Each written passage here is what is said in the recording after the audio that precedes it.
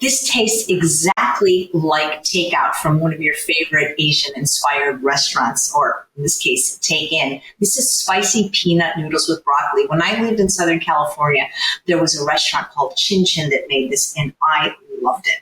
So we're starting with some water in our pan or pot, and I'm going to add unsweetened rice vinegar. What would peanut noodles be without peanut butter? This is natural peanut butter that I just make myself out of unsalted roasted peanuts.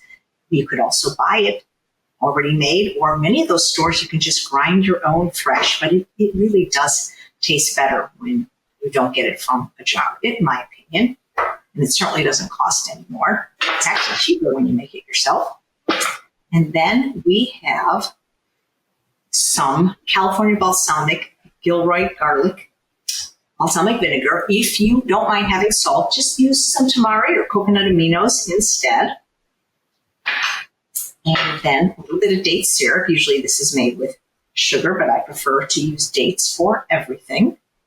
Let's get everything in the pot. I teach hands-on cooking at Rancho La Puerta, the world-class spa in Tecate, Mexico. And this is one of the dishes that is one of the favorite that the students make. Crushed red pepper and ginger. I get them in frozen cubes because I don't use it very often. There's nothing in it but ginger. And you can always back off on the crushed red pepper if you don't like things too spicy, or add if you do. And then some garlic. What we want to do is bring this to a boil and stir it until it's nice and smooth, and cook it for about 10 minutes.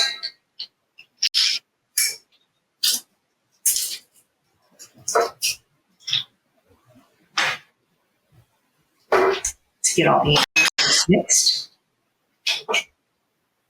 So after it comes to a boil, just keep stirring it over medium heat. It's already nice and thick from the peanut butter. Usually takes no more than 10 minutes.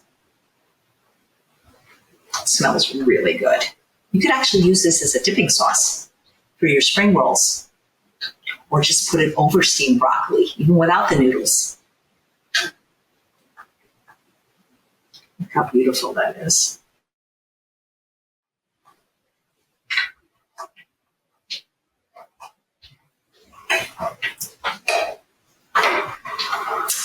Then you take your already cooked pasta. You can use any kind you like. This happens to be gluten-free.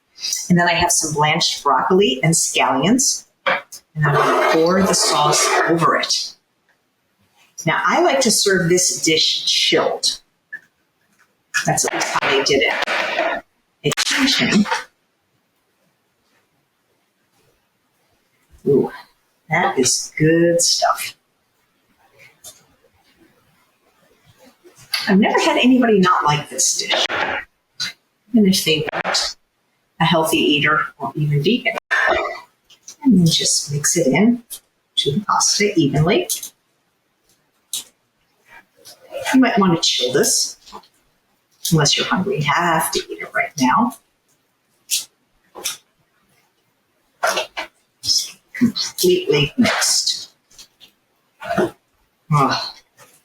It's a great dish to bring to a potluck.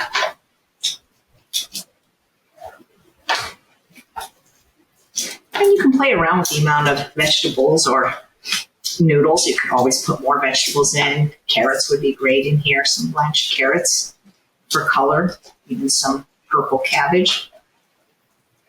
And after I plate it, you can sprinkle it with some chopped peanuts, or I like to do some sesame seeds. Just get all the way mixed in. Oh, somebody's going to eat good tonight. Yum. So you want to pre-cook your pasta in advance and have it chilled.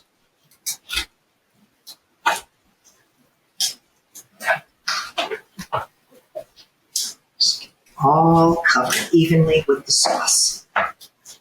If for some reason you didn't like peanut butter or couldn't have peanut butter, almond butter, either raw or roasted, works equally well in this recipe. Equally delicious. I promise you, this tastes as good as it looks and smells.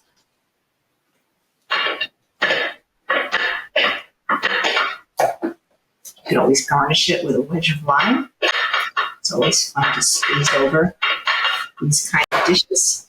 And then just sprinkle with a few sesame seeds. That barely took any time to make, and it tastes just like it's from a restaurant.